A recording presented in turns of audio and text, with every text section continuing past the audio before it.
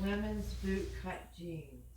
How you solder tiny circuits like these. As you can see, they're really tiny.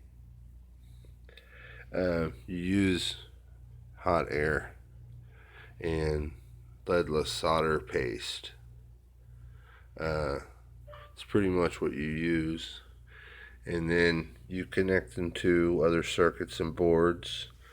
And as you can see, I can pick it up, shake it around. It's soldered. It's good and soldered.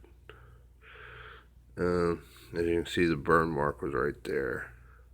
But that's how you solder SMD, SMB with hot air. It's a pretty good way to do it, especially if you're building a device in the um, introductory phase or uh,